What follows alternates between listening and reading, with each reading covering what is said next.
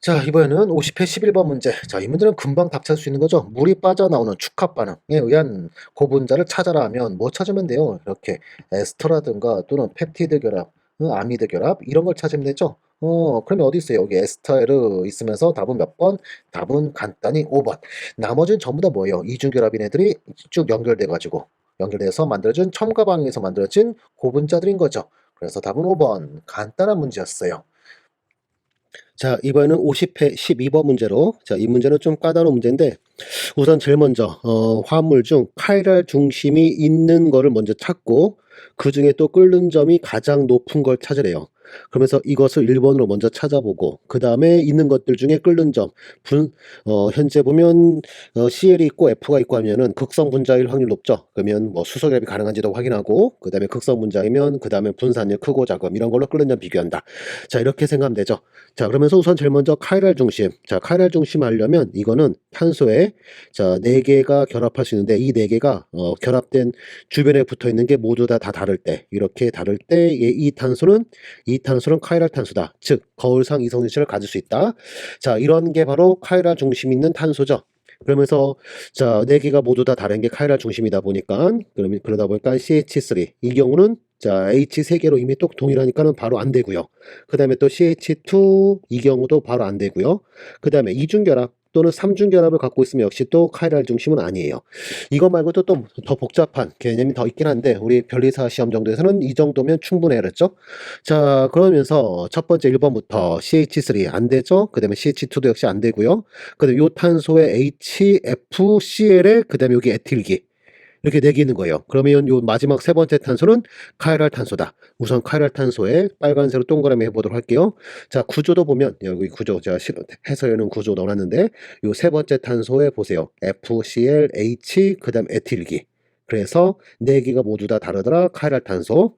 자, 그 다음에 자 2번 보기. 2번 보기는 여기 이중결합 존재하니까 요 탄소와 두 번째와 세 번째 탄소는 바로 카이랄 탄소 안 돼요. 그 다음에 여기 첫 번째 탄소는 H가 3개, CH 쓰니까 역시 카이랄 탄소 아니더라. 자, 그러면 2번은 아예 카이랄 중심이 아예 없는 거네요. 자, 그 다음에 3번 보기. 3번 보기는 CH3. 요 탄소 안 되고요. 그 다음에 요 탄소에는 이 탄소는 현재 메틸기가 3개 있는 거예요. 지금 동일한 탄소에 CH3가 이런 식으로 3개가 동일한 게 붙어 있는 것이다.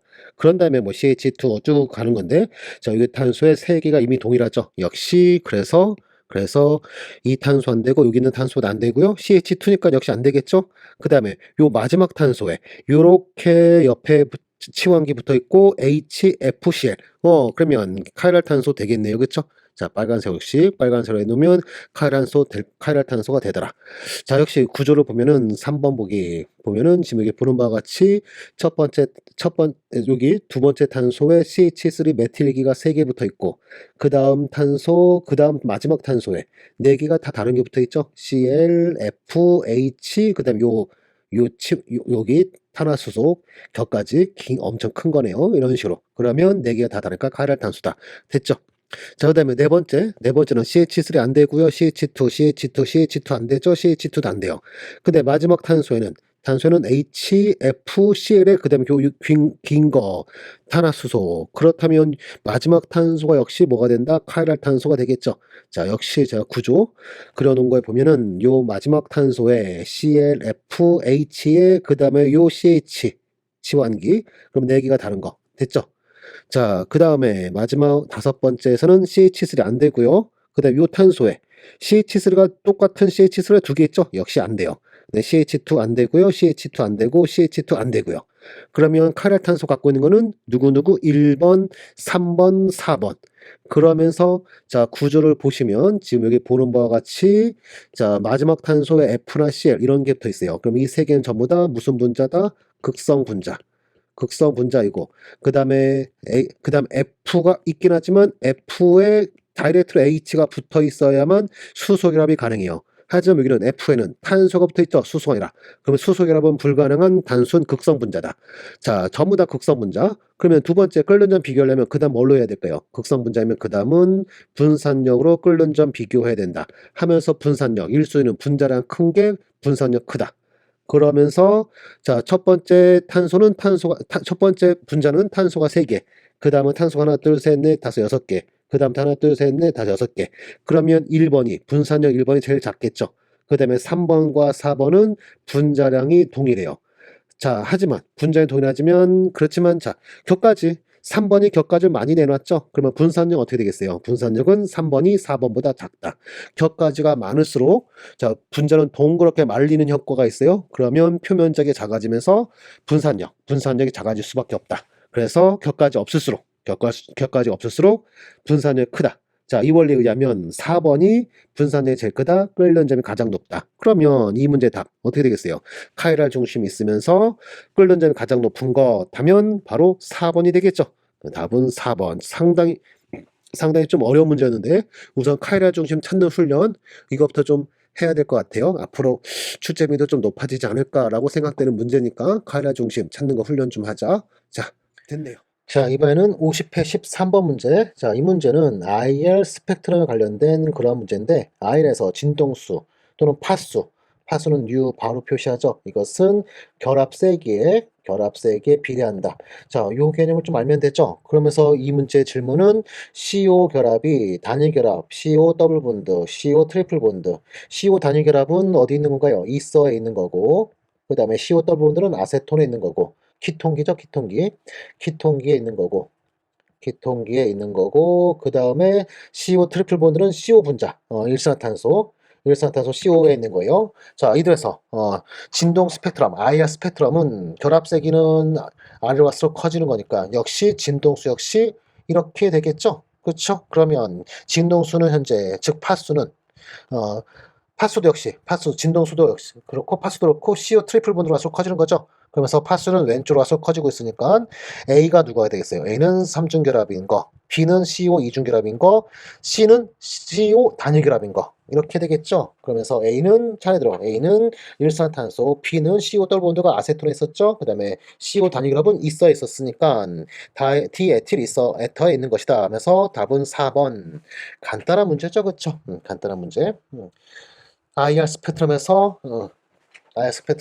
파수는 결합 세기에 비례한다. 요것만 여러분이 우선 1차적으로 잘 기억하면 되고 그 다음에 또 2차적으로 CO 단위결합은 1100 정도 나타난다. CO 더블 본드는 1750 정도 나타난다. 이것도 좀 외우고 다니랬었죠. 그러면 이거 이거면 또 금방 1000 살짝 넘는 데 있으니까 얘는 CO겠구나. 1500 살짝 넘는 거 있으니까 CO 더블 본드겠구나. 마지막은 CO 트리플 본드겠구나. 이렇게도 찾을 수도 있겠죠. 수치 몇 가지 외우는 거. 자, 몇 개 외우랬죠? CO 단위 결합은 1115 정도. 그 다음에 CO 더블 본드는 1750. 그 다음에 또 CH는 3000 정도. 그 다음에 또 추가로 이건 옵션 같은 거였는데 CC 더블 본드는 어디서 나타나나요? CC 더블 본드는 역시 또 한 1100 정도 나타나죠. 그렇죠? 그 다음에 CC 트리플 본드는 2200 정도 나타난다. 이렇게 또 옵션으로 또 외우면 더 좋기도 하고요. 아무튼 자, 답은 4번이었어요. 자, 50회 14번 문제. 자, 이 문제는 상당히 유명한 문제인데, 현재, ABC는, 배유한물 ABC는 지금 남아있는 이 세 개 중 하나씩이래요, 지금. 그러면서 이 ABC가 누군지 알기 위해서, AG 플러스, 과량 AG 플러스를 넣어봤대요. 그러면 이 AG 플러스는 이온으로 있는 Cl 마스랑 만나서 침전된다 하면서 첫 번째 같은 경우는 Cl 마스 몇 개? Cl 마스가 3개. 그 다음에 두 번째는 CL 마스, 여기 대괄호 바깥에 있는 CL 마스가 2개 해리돼서 나올 테고, 마지막 건 하나, CL 마스가 하나 나온다. 그러면 과량의 Ag 플러스를 가하게 되면, 첫 번째 창문은 3몰이 침전될 거고, 두 번째는 2몰, 세 번째는 1몰. 하면서 바로 간단히 A는 누가 되는 거예요? 크롬에, 그 다음에 물 분자가 6개에 바깥전화 CL이 3개. 자, 그 다음에 두 번째 B가 누가 되겠어요? 크롬에 그 다음에 물 분자가 5개에 CL이 하나, 바깥에 CL 2개. 마지막 세 번째는 크롬에 그 다음에 물 분자가 4개에 CL 2개, 바깥에 CL 하나. 이렇게. 그러면서 또 바깥에는 CL 마스 뗀다고 치면 얘는 플러스 3가 착화물이고 얘는 플러스 2가, 그 다음에 마지막 거 또 역시 CL 떼고 나면 플러스 1가 하면서 우선 이들 우선 전무들 중심 원자는 쿠론 플러스 3가가 되겠네요. 24번의 쿠론 플러스 3가. 그러면 디오비탈 전자 3개, 중심 원자 디오비탈 전자수는 또 3개 이렇게 되고 있을 거예요. 자, 이렇게 해서 우선 A, B, C가 누군지 찾았고 그 다음에 여기 색깔 나오고 있네요. 색 나오고 있으면 우리는 바로 뭐 하자 또 세관판 또 하자. 세관판 또 하자면서 그러면서 주, 노녹, 파보 해놓고 그런 다음 첫 번째 A 창문은 보라색이래요. 보라색. 그러면 흡수색은 뭐다? 흡수색은 노란색. 여기가 흡수색. 그 다음에 B 창문은 청록색. 청록색은 여기쯤 되겠죠? 그러면 바로 여기쯤이 흡수색이다. 그 다음에 C는 진녹색이래요. 굉장히 진한 녹색. 한 여기쯤 되겠죠? 그러면 건너편 여기가 바로 C가 흡수색이다. 그러면 흡수색 이걸 가지고 흡수 파장, 맥시멈 흡수 파장을 비교한다 치면 그러면 C가 가장 길고 그 다음에가 P, 그 다음에 A가 가장 짧다. 되고 AND 이 결과에 의해서 갈라짐 에너지 순서는 반대가 되겠죠? 반대로 A에서가 갈라짐이 제일 크다. 맞나요? 현재 A첨으로는 물만 6개, 궁각적 계열이 물과 CL 마수 중 물이 더 강한 장 리간드죠? 그러면서 얘는 물만 있고요. 두 번째는 물 5개, CL 하나, 마지막은 물 4개, CL 2개. 그러면 갈라지면지 진짜 이런 순서 갈라지면지 이런 순서 A, B, C 순이 될 것이다. 딱 맞아 떨어지네요. 색깔까지. 그쵸? 실험지까지 다 잘 맞아 떨어지고 있어요. 자, 이렇게 확인됐고, 그 다음에 또 하나. 자, 첫 번째 착물은 동일 리간드만 6개 있으니까 기하, 광합 이런 거 존재하지 않고요. 두 번째는 5개 하나 역시 기하, 광합 존재하지 않죠. 하지만 세 번째는 넷, 둘, 사, 이 시스템이니까 얘는 뭐를 갖죠? 기하 이성체 2개 갖는다. 수업 시간에 얘기했었죠? 4, 이 시스템은 레퍼런스로 그냥 외우고 다니자. 트랜스와 시스 두 가지 있다. 그리고 광학은 존재하지 않는다. 광학은 존재하지 않는다. 이렇게까지 자 레퍼런스로 아예 그냥 암기까지 하고 다니겠죠? 그러면 시간 절약에 아주 유용해요. 알았죠? 자, 이 와치에서 세 가지 착물 해석 대충 해봤고요. 그런 다음에 1번 A는 6개의 동일기관을 갖는다. 맞았죠? 2번 B의 크롬은 3개의 D전자를 갖는다. 맞죠? D오비타 전자 3개. 그러면서 전부 다 팔면체 착물이고 D3다 보니까 그 다음에 물이나 CL 전부 다 약정리가 되니까 하이스핀 될 텐데 전자가 3개밖에 없다 보니까 하이로 구분 없이 전자 배치는 전부 다 똑같이 이와치 되면서 그러면서 상자성까지 될 거예요. 자, 그러면서 2번 맞았고요. 그 다음에 3번 C는 기하기 선지 갖는다. 맞죠? 시스템도 2개, 4, 2 시스템이니까 갖는다 했어요. 그 다음에 네 번째 거 수용에서 전기 전도도는 자, 얘는 언제 크냐면 우선 먼저 이온수가 클수록 첫 번째 이온수 클수록 두 번째 이온수가 동일이면 H 플러스나 또는 OH 마이너스 수가 클수록 H 플러스나 OH 마이너스가 전기 전도도가 굉장히 좋은 놈들이에요. 자, 음, 이들이 전기 전도 매우 좋아요. 그래서 이들 수가 많을수록 전기 전도도 커져요. 알았죠? 그 다음에 3번. 자, 이온수 동일하고 이 수도 역시 동일하면 그때는 자, 전하가 클수록 전하의 절대값이 클수록 플러스 1가짜리보다 플러스 2가짜리 뭐 마이너스 1가짜리도 마이너스 2가짜리 아무래도 이런 애들이 전하 더 많이 이동시키려 하지 않겠어요? 이온수 동일하고 H 플러스 OH 마스도 동일하고 이렇게 되면 전하가 클수록 전기전도도 크다. 자, 이런 원리. 자, 그러면서 지금 보면 A와 B를 보면 A는 크롬의 물이 6개, 바깥에 CL 마스 3개. 그러면 이온이 몇 개 만들어져요? 착이온 하나에 CL 마스 3개. 총 4개 이온이 만들어져요. 그런데 비착물 이 경우는 착이온 하나에 CL 마스 2개이니까는 3개 이온이 만들어진다. C도 해볼까요? C 같은 경우는 착이온 하나에 CL 마스 하나. 그래서 2개 이온이 만들어진다. 그러면 전기전도도는 이온수가 바로 다르니까 이온수로 바로 이와 같은 이러한 순서가 되겠죠. 그러면 A가 B보다 크다라는 거 역시 4번 맞았고요.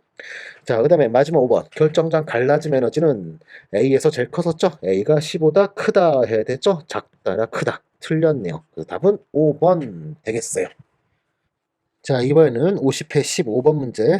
그림은 T도시에서 A가스가 B가스 되는 반응하면서 개수를 알려주지 않았는데 지금 여기 보시면 P가 줄어든다. 역반응이네요. 지금 그래서 여기서 역반응이 일어나는데 P가 1만큼 없어질 때 A는 0.5가 지금 만들어지고 있어요. 그러면 개수비가 1대2, 1대 2. 즉 반응식은 A 가스가 2개의 B 가스 된다. 이와 같이 되겠죠? 그러면서 평형 1에서는 평형 농도가 A는 3몰 농도였고 B는 2몰 농도였어요. 그리고 평형2에서는 무슨 조작한 건가요? 온도를 2배 증가시켰대죠. 그랬더니 B는 1이 됐고 1만큼 되돌아간 거죠. 그러면 A는 3.5가 되고 있겠죠. 자, 몰농도예요, 지금. 그러면 우리는 현재 주어진 정보로 평형상수 KC는 구할 수 있네요. KC는 어떻게 되나요? 평형1에서는 3분의 2에 제곱해서 3분의 4. 평형2에서는 KC는 얼마? 3.5분의 1, 즉 7분의 2가 되고 있겠네요. 그러면 자 이와 같이 되면 온도 증가할 때 역으로 평형이 되겠다. 즉 평형상수 감소했다. 이 반은 무슨 반응이었던 거예요? 이 반은 발열 반응이었던 거죠. 이것까지 우리는 찾아낼 수 있었어요. 자 됐고 그 다음에 현재 이 반응은 기체 반응이기 때문에 평형상수를 만약 묻는다면 얘는 평형상수 누가 평형상수죠? 현 시점에서는 평형상수 KP가 평형상수라 해야 되죠. 그렇죠? 그런데 위에 나온 거는 KC니까 KP를 우리가 구해내야 될 거예요. 구해내는데 현재 얘는 델타 N 가스가 얼마인 반응이죠? 2 빼기 1에서 1인 반응. 그렇다면 평형상수 KP는 KC 곱하기 RT의 1승 이와 같이 될 거예요. 그러면서 자, KC 위에 구한 값에다가 RT만 곱하면 우리는 얼마인지 KP로 바꿀 수 있다. 자, 이와 같이 우선 자, 찾아놨어요. 찾아놓고 그런 다음에 온도를 보니까 온도가 처음 온도는 T다. 나중 온도는 ET다. 라고만 되어 있지 정확한 온도 나와 있잖아요. 그러면 KP는 구할 수 없다. 구할 수 없음. 왜? 온도를 모르니. 온도를 모르니 표형상수 KP는 구할 수 없어요. 그러면 이때 한해서는 표형상수가 누가 된다? 이때 한해서는 표형상수가 KC가 돼요. 지금은 쓰지 않는 표현인데 옛날에는 이게 지금 50회가 꽤 오래전 10년도 더 된 거죠. 그 당시엔 쓰던 표현이에요. 음, 지금도 쓰시는 교수님 계시려나? 아직도 일본 학생 남아있긴 하던데. 자, KC를 KP로 바꾸려면 현재 온도항이 반드시 필요한 상황. 그런데 문제에서 어떤 온도 T라고 했어요. 그러면 KC를 KP로 수치로 바꿀 수가 없죠. 그러면 이런 거에 한해서만은 기체 반응에도 불구하고 표형상수는 누구다? KP다, KC다 이렇게 해요. 지금은 안 써요 이런 거. 즉 지금은 여기 가로 열고 KC 이렇게 써 알려줘야 알았죠? KC 구하라. KP 못 구하는데 그거 못 구하는 KP 구하라고 시키겠어요 설마? 그러니까 가로 열고 KC 구하라 이렇게 해줄 거예요. 그러니까 이거 걱정하지 마시고 이건 옛날이나 쓰던 표현이고 지금은 쓰지 않는 표현하면서 자 KC 평형투에서 KC 7분의 2다. 2번 바로 맞았네요. 그렇죠? 문제 읽으면서 KC 찾아놓은 게 바로 2번에서 맞았어요. 그러면서 여러분 아예 그냥 가로 열고 KC 써놔주세요. 편하게. 알았죠? 그런 다음에 나머지 보기 볼까요? 나머지 보기 보면 A는 2B다. 아니죠? B가 2A죠? 틀렸고 정반응은 흡열 반응이 아니라 발열 반응이었죠? 틀렸고 4번 평형 1에서 A를 첨가하면 자 반응을 첨가하니까 뭐예요? 정반응으로 평형 이동한다. 정으로 평형 이동한다 하는 거지 활성지랑 관계없죠? 활성지는 누구? 이거는 촉매에 의해서 변하는 애들 있죠? 그러니까는 아니고요. 그 다음에 5번 평형 1에서 아르곤 가스를 첨가하면 자, 지금 이제 문제에서 강철 용기 하면서 부피가 일정한 조건이었어요. 따라서 아르곤 아무리 첨가해봤자 평형 이동하지 않죠. 그래서 틀렸다. 그래서 답은 몇 번? 답은 2번. 고로 여기 있는 평형상수는 KC를 묻는 거였다. 이렇게 찾아도 되고요. 알았죠? 근데 지금은 안 쓰는 표현, 지금은 가로 열고 KC 이렇게 명시해 줄 거니까 걱정하지 마시고요. 자, 이렇게 해서 답은 2번 됐어요. 자, 이번에는 16번 문제 풀도록 하죠. 자, 이 문제는 상당히 좀 난이도가 있는 듯 하면서도 난이도 상당히 있는 문제예요. 난이도 상당히 있는 문제인데 난이도 상짜리. 그런데 답을 찾기에는 난이도가 하짜리로 바뀌는 그런 문제죠. 즉 답 찾는 거는 쉬워요. 그런데 나머지 보기가 긴가민가한 보기가 많죠. 그러다 보니 질문도 엄청 많이 들어오는 그러한 문제가 되는데 자, 차근차근 한번 보도록 하죠. 우선 제일 먼저 문제를 읽어보면 현재 일정한 외부 압력 조건에서 일정 외부 압력 조건에 다음 그림과 같이 기체를 넣어놨대요. 자, 여기 일정한 외부 압력이 존재하고 그 다음에 안에 이상기체가 들어있고 이 용기는 단열 용기래요. 그런 다음 자 여기 고정장치를 풀고선 이 이상기체가 팽창한다네요 지금. 그러면서 오른쪽 뭐 팽창한다 그렇게 나오면서 그때 1 온도 변화 델타 S, 델타 U, 델타 G 이들을 찾으라네요. 그러면서 온도는 자 W는 기체 간리를 말하는 거고 그 다음에 온도 T는 뭐 절대 온도고 S는 엔트로피 뭐 U는 내부 에너지, G는 뭐 깁스 에너지, 뭐 특별한 얘기는 없네요, 뒤에는.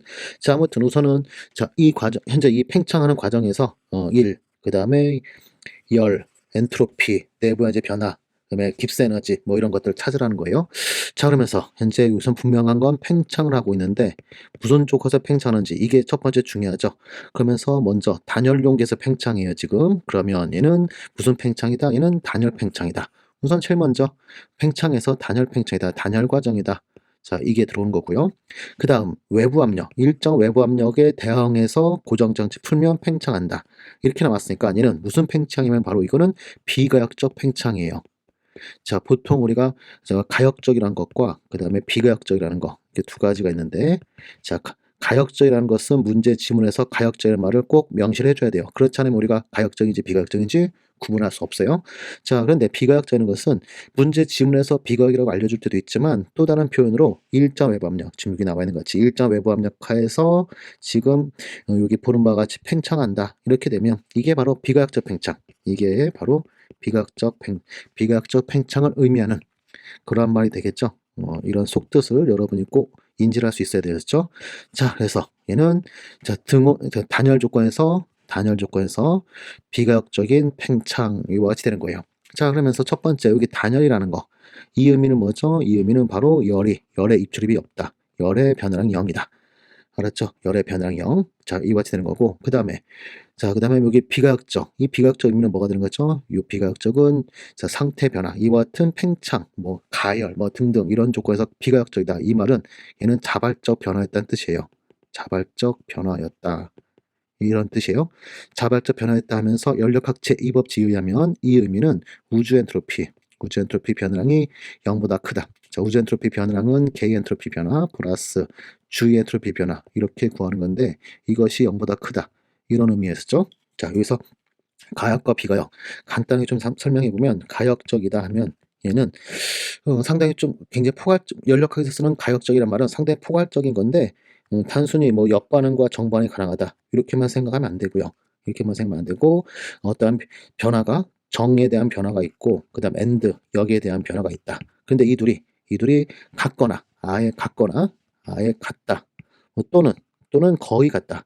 이러한 조건이 바로 이러한 조건에서 변화 일어나는 거. 이게 바로 가역적 변화예요. 그래서 만약 둘이 같다. 자, 정과 역이 같다. 이렇게 되면 이게 바로 평형이 되고요. 평형. 그러면서 우리 일반화학에서는 약간 뭐랄까 좁은 의미의 가역적해서 평형이라는 개념을 많이 쓰죠. 오히려 가역적이라면 평이다 이런 말을 많이 쓰는데 자, 사실은 가역이 꼴 평형은 아니고 가역의 평형이라는 것은 포함관계예요. 이렇게 포함관계 알았죠? 자, 아무튼 자, 둘이 같다면 평형 이와이 되는 거고 약간 차이가 있다. 아주 약간 차이가 있다. 그러면 이거는 자, 아주 천천히 시나브로 한 변화다. 이렇게 되면 이때는 시나브로 한 변화이다. 이와 같이 되는 거예요. 알았죠? 그러면서 가역적이라는 게 상당히 좀 어렵죠. 그래서 이 가역적 찾는 거가 쉽지 않기 때문에 문제 지문에는 보통 가역이다 이런 말을 알려주는 거였죠. 이거 잘 알아두시고 그다음에 두 번째 비가역적이다. 비가역적이다면 굉장히 좁은 의미로 뭐 정반응만 일어난다 또는 역반응만 일어난다 이렇게 생각하기 편한데 자 이거는 상당히 좁은 의미의 해석이고요. 좁은 의미의 해석이고 좀 더 넓은 해석을 한다면 이게 되는 거예요. 정과 역 중 어느 하나가 압도적 우세하다. 정이 압도적 우세하거나 또는 정과 역 중에 역이 압도적 우세하거나 소위 정이 압도적 우세하게 되면 겉보기에는 뭐가 일어나겠어요? 정반응이 일어나고 있겠죠. 정반응이 일어나고 있다. 정반응이 우세, 정반응이 일어나고 있는 중 이와 같이 되는 거고 만약 역이 압도적 우세하다면 그때는 어떻게 되겠어요? 역반응이 우세하다. 이와 같이 되겠죠. 그렇죠? 자, 이런 게 바로 비가역적 변화였죠. 그러다 보니까 자, 이 가역과 비가역을 이렇게 구분해도 좋아요. 가역적인 변화는 변화인지가 불가능한 변화가 바로 가역적이다. 그다음 비가역적은 정 또는 역반응이 일어나고 있기 때문에 이는 변화인지가 가능하다. 변화인지가 가능한 변화가 바로 비가역적이다. 이런 식으로 자, 우리 화학에서는 자, 특히 열 화학에서는 가역적과 비가역적을 이렇게 해서 구분을 해야겠죠. 그러면서 자, 이리 다시 돌아와 볼게요. 이리 돌아와서 자, 일정 외부 압력 뭐 예를 들어서 외부 압력이 바깥의 외부 압력이 이렇게 있다 쳐봅시다. 바깥의 외부 압력이 1기압 이렇게 있고 그 다음에 단열 용기 속에 이상기체가 예를 들어 10기압 이렇게 있다 해봅시다. 그 상태에서 고정장치 풀게 되면 자 어떤 변화가 일어날지 자 고정장치를 해체시켰다. 그럼 어떤 변화가 일어날지 우리 바로 예측할 수 있지 않나요? 안에 기체 압력이 외부 압력과 똑같아질 때까지 쫙 팽창하겠죠. 그렇죠? 그러면 변화 인지가 가능한가요, 안 한가요? 변화 인지가 가능한 변화. 이게 되겠죠. 그러기 때문에 이게 바로 비가역 변화 이게 되는 거예요. 자, 그리고 연력학 제2법칙에 의하면 자발적 변화. 자발적 과정에서는 우주 엔트로피 변화는 0보다 크다. 즉 바꿔 말하면 우주 엔트로피 변화가 0보다 큰 애들은 자발적 과정이다. 자발적 과정, 자발적으로 정 또는 자발적 0 이게 일어난다는 얘기였었죠. 자 그리고 평형 상태에 있다면 그때는 우주 엔트로피 변화 얼마인가요? 이 변화량은 0이다. 즉 우주 엔트로피는 일정하다. 이게 있죠. 그렇죠? 자 이러한 연력학 제2법칙 이런 거에 의해서 자 이렇게 비과학적 하면 잽싸게 얘는 자발적 변화야 우주 엔트로피 변화는 0보다 큰 양수야 이렇게 알았죠. 그 다음에 때에 따라서 문제에서 깁스 에너지를 묻게 된다면 깁스 에너지라는 것은 얘는 마이너스 t 곱하기 우주 엔트로피 요 같이 되기 때문에 자 깁스 에너지 묻게 되면 뭐라 대답하면 돼요? 음수다 이렇게 대답하면 되겠죠. 그러면 바로 지금 5번 보기 델타 G는 양수이다. 얘는 바로 틀린 거가 되는 거예요. 아셨죠? 자 우선 이와 같이 해서 우선은 자 문제 자 이 변화는 무슨 변화인지 이와 같이 예측해 봤고요. 자 그런 다음에 제 차례대로 1, 네 번째 열 이런 것도 구해볼까요? 자 그러면서 열은 이미 0이라고 알아냈으니까 이거를 연력학 제1법칙에 관련된 식 바로 내부 에너지 델타 U는 10 플러스 1 여기다가 대입하면 Q는 제로니까 결과적으로 뭐가 성립하게 되네요. 내부에너지는 뭐랑 똑같다? 내부에너지는 델타 U는 W랑 똑같다. 이와 같이 되겠죠? 자, 그 다음에 이 W는 마이너스 외부 압력 곱하기 델타 V 또는 내부에너지라는 것은 NCV 델타 T라는 걸 쓸 수 있다. 자, 이와 같이 있으면서 그러면서 델타 V 이게 무슨 값인가요? 지금 분명히 팽창할 테니까 이가 양수죠. 그 다음에 외부 압력 이건 압력에 대한 거니까 당연히 양수. 근데 앞에 음수 했으니까 자 W는 분명 무슨 값? 음수. 그렇죠? 자 그다음에 N은 기체 몰수, CV는 연용량으로 당연히 양수. 또 양수죠. 그런 다음에 NCV 델타 T인 내부에너지는 1과 똑같으면서 1은 현재 음수였으니까 이 델타 T 얘는 또 뭐가 되겠어요? 얘는 또 음수. 그렇죠? 즉 단열 팽창 시에는 단열 팽창 여기서 또 중요한 거 나오죠. 우리가 단열 팽창을 한다. 그러면 이때는 자신의 내부 에너지, 자신의 에너지, 즉 내부 에너지를 이용하여 이걸 가지고 뭐라 하죠? 팽창을 하는데 쓰죠. 팽창 일을 행하는데 사용해요. 그렇죠? 자, 그러다 보니까 내부 에너지는 뭐 한다? 낮아질 수밖에 없다. 내부 에너지 낮아지니까 결과적으로 온도 델타 T, 온도는 뭐 할 수밖에 없어요. 델타 T, 자, 역시 낮아질 수밖에 없다. 델타 T는 음수이다. 온도 하강, 냉각이 일어나죠. 그래서 굉장히 잘 알고 있죠. 델타 T는 음수, 즉 온도 T는 낮아진다. 이거 잘 알고 있죠? 단열 팽창 시 온도 낮아진다. 잘 알고 있잖아요. 이걸 이용한 게 바로 냉장고 이와 같이 되는 거고. 자, 그러면 결과적으로 여기서 정리해보면 이 부분을 정리하면 내부 에너지와 그 다음에 1 같으면서 이들은 전부 다 음수다. 이와 같이. 자, 그러면 이 1번 1은 0이다. 역시 틀렸고요. 4번 얘는 맞았네요. 그렇죠? 이렇게 해서 답은 손쉽게 금방 4번이 맞았구나. 이렇게 금방 찾게 되는 거였었죠. 그리고 2번 델타 T도 0이다. 또 틀렸죠? 그렇죠? 자, 이렇게 해서 우선 간단하게 답은 이렇게 찾을 수 있다. 이래서 제가 처음에 얘기한 것 같이 문제는 좀 굉장히 어려운 문제였는데 답 찾는 거는 쉬운 문제였다. 자, 이 말을 한 거예요. 그렇죠? 자, 이와 같이 해서 우선 자, 내부의 변화까지 찾았고 그 다음에 자, 마지막으로 엔트로피에 대한 부분, 엔트로피를 찾는데 자, 엔트로피 찾는 거 이게 굉장히 어려워요. 이게 단열 가역 팽창이 아니라 단열 비가역 팽창이라서 단열 비가역 팽창이 어려워요. 우리가 자 엔트로피의 정의 K 엔트로피요. 우선 K 엔트로피는 자 요 K라는 말은 생략을 보통 하죠. 그래서 그냥 델타 S라 부르죠. 자 이것은 얘는 T분의 Q 온도가 일정하다면 T분의 Q 얘를 쓰고요. 온도가 만약 변한다면 인테그랄 T분의 DQ 얘를 써줘요. 자 그러면서 현재 얘는 단열 과정이다. 즉 Q는 0이다. 그러니 엔트로피 변은 0이지 않느냐 이렇게 하면서 이제 꼬이게 되는 거죠. 어려워지는 거죠. 근데 이렇게 풀면 안 돼요. 그렇죠? 이렇게 풀면 안 되고, 이렇게 풀면 안 되고, 얘는 어떻게 풀어야 되냐면, 이와 같이 풀면 안 되고, 다른 걸 봐야 돼요. 바로 뭐가 있냐면, 우리가 개엔트로피를 구할 때는 이 열이 반드시 가역적 열이어야 돼요. 가역적 열. 자, 앞에 있는 요 식으로 풀든, 온도가 변할 때 쓰는 요 식으로 풀든, 열은 반드시 가역적 Q를 써야 돼요.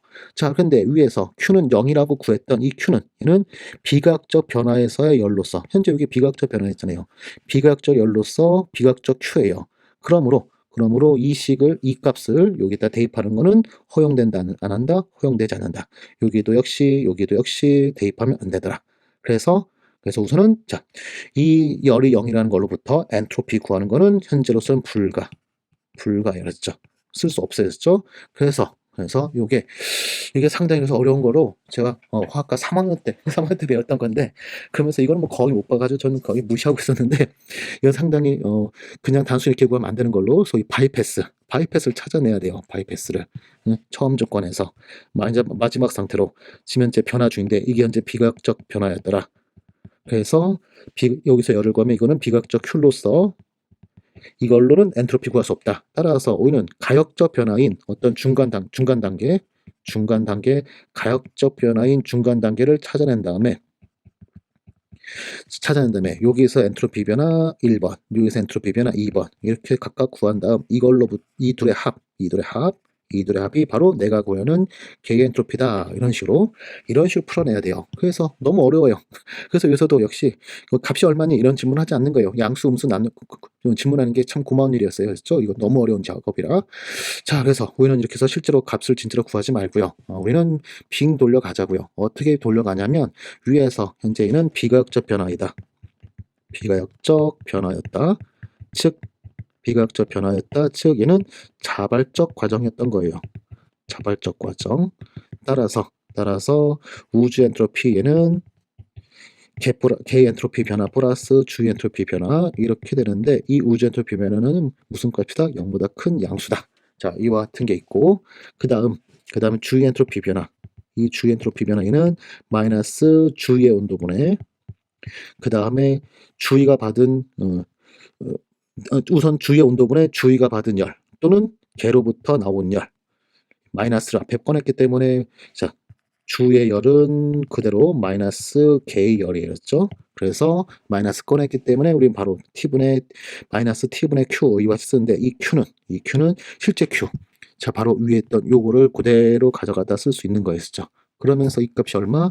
이 값이 현재 제로다. 그러면 주위 엔트로피 변화 얼마? 얘는 제로다. 그럼 요게 제로 되는 거예요. 요게 제로. 그러면 게임 오버죠. 그러면 우주 엔트로피와 그 다음에 개 엔트로피 변화는 서로 같으면서 이 값은 뭐다? 0보다 큰 양수다. 이렇게요. 이렇게. 그래서 단순히 단열 가역 팽창 때는 개 엔트로피가 변화량이 0이지만 단열 비가역 팽창 때는 개 엔트로피가 0보다 큰 양수였죠. 양수이다. 그래서 3번이 틀렸다. 이렇게 되는 거죠. 그래서 최종 답은 몇 번? 답은 4번. 알았죠? 상당히 단열 비가역 팽창을 변리에서 시험 낼 줄은 상상도 못했어요. 하지만 답 찾는 거는 굉장히 심플했죠. 그 다음에 만약 이거를 단열 가역 팽창을 봤어도 개 엔트로피 변화는 0, 그러니까 틀렸어 하면서 비록 풀이는 틀렸지만 답은 찾는데 문제 없죠. 그러니까 낸 것 같아. 이러니까 낸 것 같아요. 즉, 네 번째 변화는 음수야. 이거는 뭐 사실, 단열 팽창이네. 단열 팽창이니까, 온도 델타 T가 음수, 그 다음 내부 에너지는 NCV 델타 T에 의해서 얘가 음수니까, 얘 내부 에너지 음수야. 이거 맞았네. 딴 생각 안 하고 풀었다면 30초도 안 돼서 답 풀고 우선 지나갈 수 있긴 했겠죠. 하지만 그 안을 보면 상당히 어려운 내용들이 들어있었던 그런 문제였네요. 자, 됐어요. 이렇게 해서 16번 문제. 학생들이 가장 많이 질문하고, 가장 많이 서로 간에 토론을 많이 하는 그런 문제인 것 같던데, 처음엔 저는 단순히 단열 가역 팽창이구나 생각하고, 우선 답은 금방 풀고 막 그랬었는데, 자세히 보니까, 끔찍한 그런 문제였어요. 여러분들이 토론할 만한 그런 문제였어요. 재미난 문제였던 거죠. 자, 이렇게 해서 16번, 답은 4번 됐네요. 이번에는 50회 17번 문제. 자, 그림과는 메테인과 질소가 각각 0.4, 0.8 특이하게 넣어놨네요. 메테인은 양쪽에 다 조금씩 넣어놨고 질소는 왼쪽에만 넣어놨네요. 자, 그러고 있다가 뭐 한대요.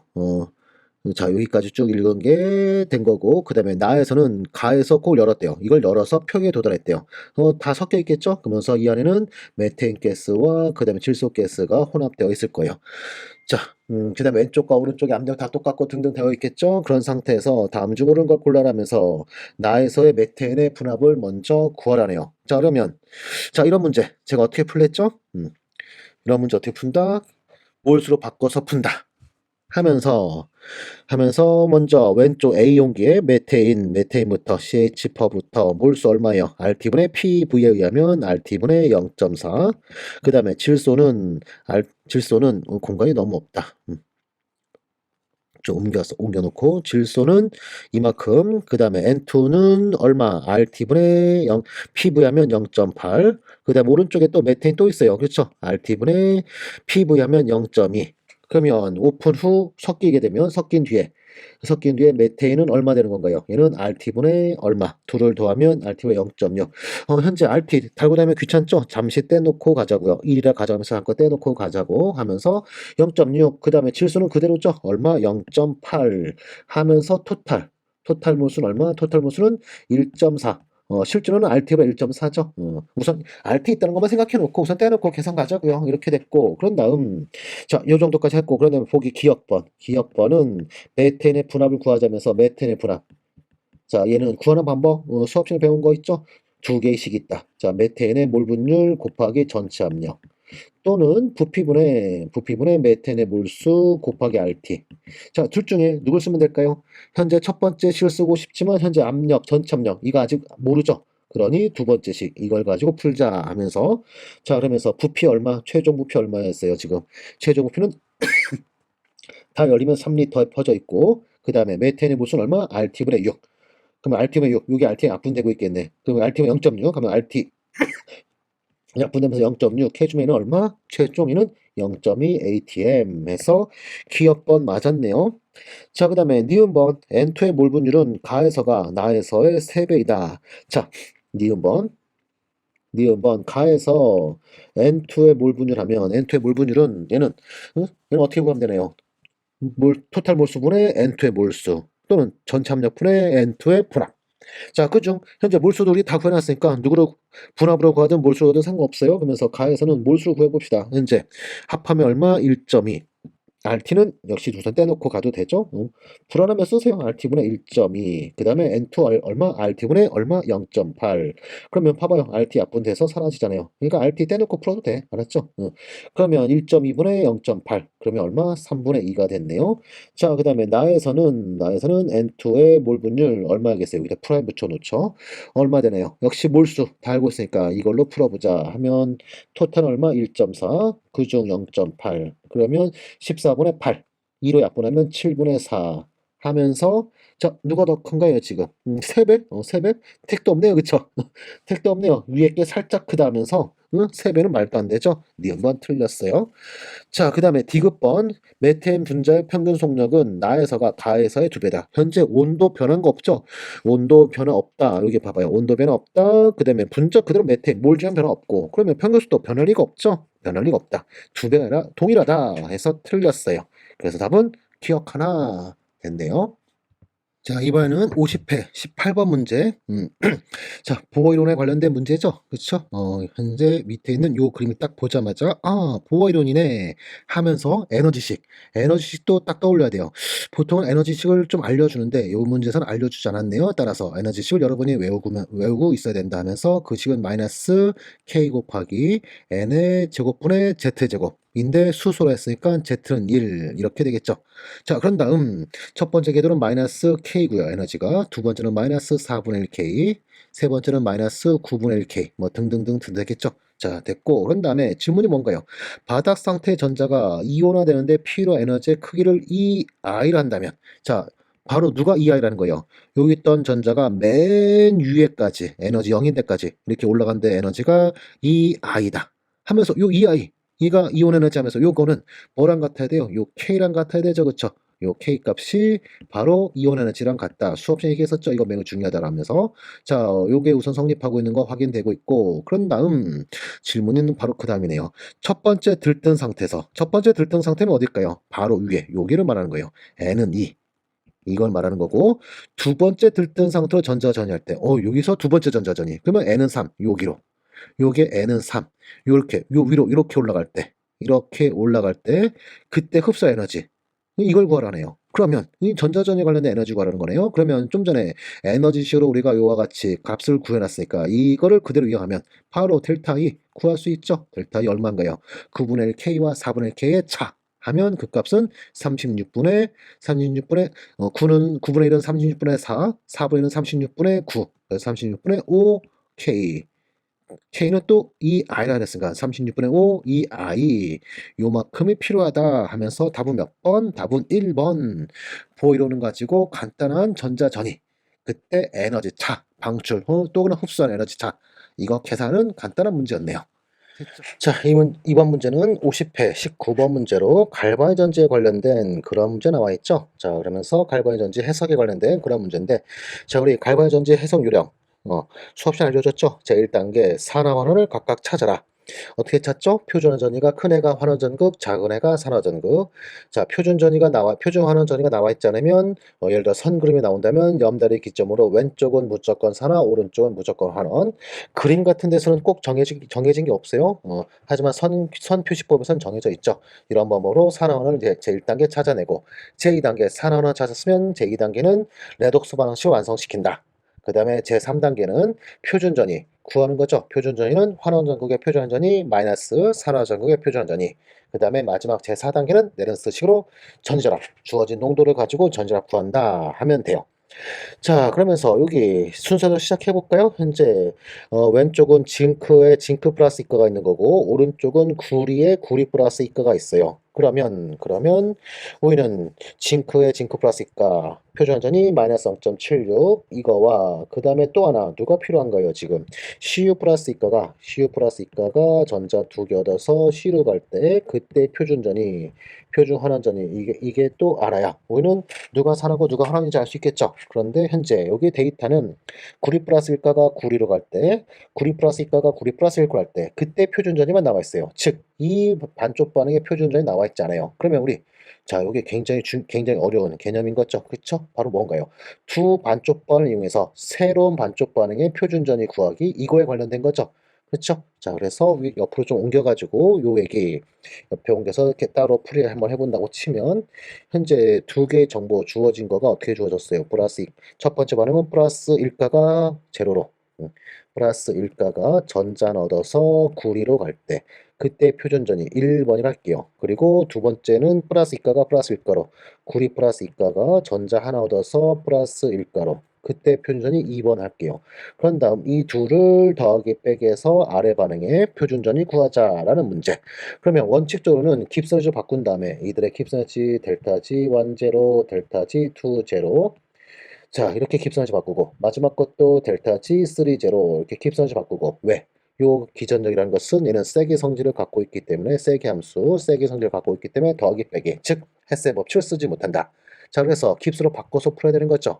그러면서 보면 첫 번째 식과 두 번째 식을 더해주면 그 구리 플러스 일가가 약분되면서 우리가 원하는 이 식. 그렇다면 3번 반응의 깁스에너지 우리가 고르는 반응의 깁스에너지라는 것은 1번 깁스에너지 플러스 2번 깁스에너지 이와 같이 되고 그 다음에 각각의 깁스에너지 이것은 자 3번부터 보면 전자 두 개 관련되어 있기 때문에 마이너스 2 곱하기 패러데 상수의 우리가 고르는 표준전이 그 다음에 1번 깁스에너지 같은 경우는 전자 하나 관련됐기 때문에 바로 마이너스 F의 2원 제로 그 다음에 두 번째 같은 경우는 역시 전자 하나 관련됐기 때문에 마이너스 F의 2, 2 제로 이와 같이 됐죠? 그런 다음에 마이너스 약분시키고요. F도 약분시키고 그 다음에 2 넘겨준다고 치면 그러면 최종 우리가 고르는 표준전이는 어떻게 되더라? 2분의 1 가로 열고 2원 제로 플러스 2, 2 제로 이렇게 되죠? 그래서 없던 개수가 갑자기 나오게 돼요. 이런 경우는 자 이렇게 원칙들은 이렇게 푸는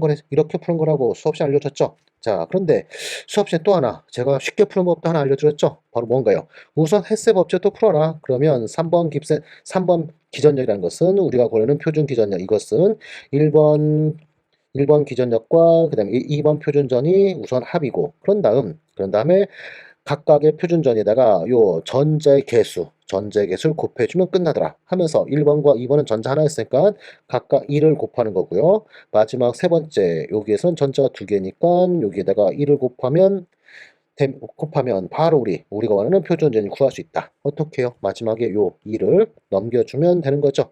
그러면 아까 원칙대로 푼 거랑 똑같은 결과. 그래서 이 편법 써도 괜찮아요. 죠 자, 이렇게 되어 있고 그런 다음 알려준 표준전위 값을 각각 대입하면 이원제로 0.52, 이투제로 0.16, 그러면 합은 0.68 나누기 하면 표준전이 얼마? 0.34V. 플러스 0.34V. 그러면 징크보다 CU 플러스 이가가 전자 두 개 얻어서 C로 환원될 때 그때 표준 전위는 0.34V로 징크보다 크죠. 그러면 결과적으로 구리 전극은 환원 전극이 되고 그 다음에 징크 전극은 산화 전극. 그러면서 전자는 여기서 출발한다. 징크 전극이 마이너스 극, 구리 전극은 전자가 들어온다. 플러스 극. 이와 같이도 되겠죠? 자, 이렇게 해서 첫 번째 산화원은 찾았고, 그런 다음에 레독스 반응식 제2단계 레독스 반응식을 완성시킨다면 여기 있는 식과 여기 이 식을 이용해서 레독스 반응 구하는 거죠. 그러면서 얘는 첫 번째 구리는 환원 반응, 그 다음에 징크는 산화 반응, 역 반응. 그러면 레독스 반응식은 CU 플러스 이가가 징크랑 반응하여 CU랑 그 다음에 징크 플러스 이가가 된다. 이렇게 확인됐죠? 그리고 제3단계 표준전이 구한다면 환원되는 놈의 표준전이 0.34, 그 다음에 빼기 산화되는 놈의 표준전이 마이너스 0.76 해주면 그 값은 1.10V까지 찾았죠? 그리고 내른스식 하려는데 현재 농도들 나와 있지 않을까? 자, 농도를 알려줄 때까지 내른스식 보류하도록 하죠. 자, 그러면서 이제 보기로 가면 옳지 않은 걸 골라라 하면서 첫 번째 전지가 작동할수록 환원 전극에 들어있는 용액의 푸른색은 옅어진다. 자, 색깔 금속 이온이 나오면서 금속 이온이 나오면서 그럼과 동시에 색 얘기가 나오면 색이 무슨 색이다 뭐 푸른색이다 뭐 초록색이다 오렌지색이다 이런 색이 나오면 이거는 바로 뭐에 대한 얘기냐면 착 이온에 관련된 내용이에요. 그러면서 수용액이었다면 수용액 상태에서 색 금속이 수용액에 금속 이온이 녹아 있고 그런 다음에 색이 나오고 있으면 즉 다른 음이온 에소포마시카 이런 거 말고요. 뭐 암모니아라든가 이런 거가 없이 그냥 수용해서 금속의 양이 이렇게 나오면 이 차기온은 무슨 차기온이냐면 현재 여기 나와 있는 구리로 생각한다면 구리에 그 다음에 물 분자가 리간드로 결합되는 보통 6개가 결합돼요. 6개가 결합되는 이러한 차기온이 얘가 색을 띠는 거예요. 얘네가 색을 띠는 것이다. 알았죠? 이렇게 즉 실제로는 여기 구리 플러스 이가가 자유금속 이온 그냥 혼자 있는 게 아니라 사실은 이렇게 이 차기온 형태로 존재하는 거예요. 근데 이게 워낙 어려운 개념이니까 그냥 우리가 CU 플러스 이가 이렇게 써고 있었던 것뿐이에요. 그렇죠? 자, 그러면서 현재 반응은 구리 플러스 이가가 구리로 석출되는 상황이니까 구리 플러스 이가가 농도가 낮아진다. 즉, 이 차기온의 농도는 낮아진다. 그러면 색은 뭐 할 수밖에 없어요. 색은 옅어질 수밖에 없다. 해서 1번 맞았네요. 우리 변리사는 이 문제 진짜 많이 나오죠, 그쵸? 이런 질문 전기와서 진짜 갈바전지에서 진짜 많이 물어요. 자, 이렇게 해서 1번 맞았고요. 그 다음에 2번 환원전국의 표준전위는 0.34였죠? 살짝 차이로 틀렸네요. 0.34V였어요. 그래서 2번이 바로 답이고요. 그 다음에 3번 표준전위는 1.10V다. 맞았죠? 자, 그 다음에 염다리 역할은 뭔가요? 전하균을 만족시켜주는 애죠. 그래서 양이온이 사라지는 구리전극 쪽으로는 양이온을 넣어줄 테고요. 그 다음에 반대로 요 옆반이 일어나고 있는 징크 전극에서는 그 징크 플러스 이가가 만들어지니까 이쪽은 음이온을 넣어준다. 이와 같은 작업을 해주죠. 그래서 전하균을 만족시킨다. 그러면서 이동하는 양이온의 총 전하량과 음이온의 총 전하량은 반드시 뭐야 돼요? 또 같아야 되는 거죠. 그래야 전하균이 만족되는 거니까. 그래서 맞았다. 염다리 역할에 관련된 얘기로 자 개념 질문이었네요. 상당히 중요한 상당히 유명한 개념 질문 잘 알아두셔야 되고 자 그 다음에 마지막 5번 산화전극에서 감소한 금속의 질량은 현재 징크가 녹아나고 있죠. 그러면서 반대편 환원전극에서는 구리가 얻어지고 있다.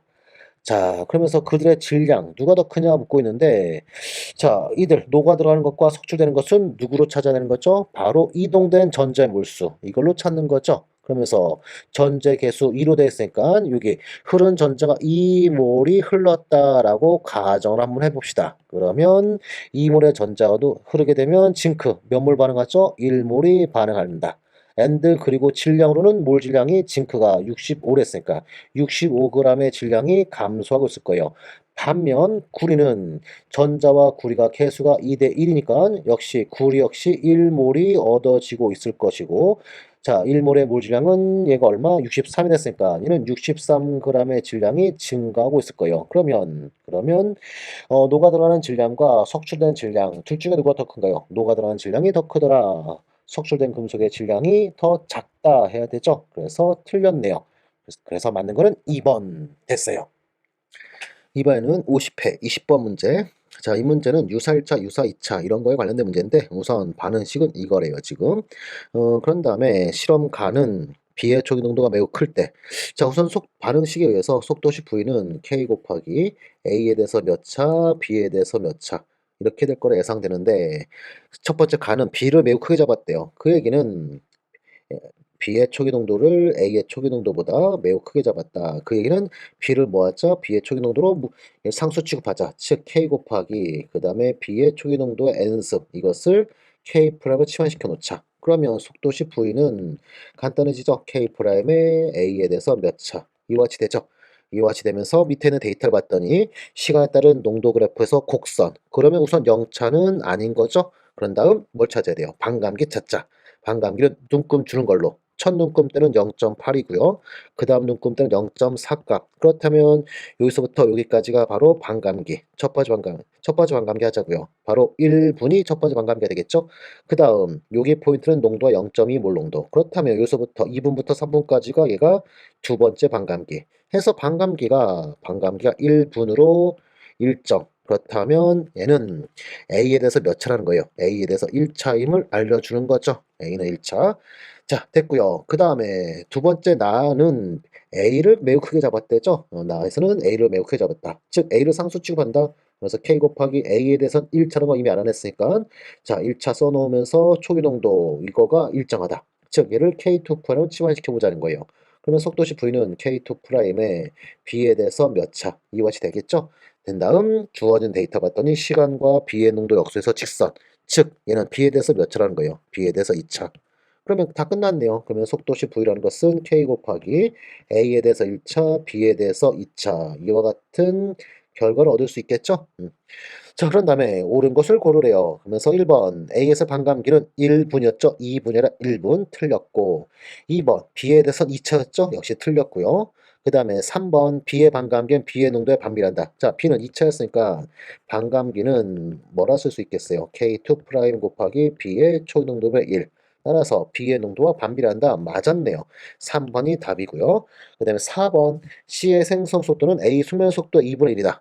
현재 개수가 1대 2니까 C의 생성 속도는 A의 소멸 속도의 몇 배야 돼요? 2배 되죠? 생성과 소멸은 개수 비다 하는 거니까 C가 A의 2배죠. 자, 그 다음에 틀렸어요. 자, 그 다음에 5번 전체 반응 차수는 몇 차? A에 대해서 1차, B에 대해서 2차였으니까 총 전체 차수는 3차인 거죠. 역시 틀렸다. 답은 3번 되겠어요.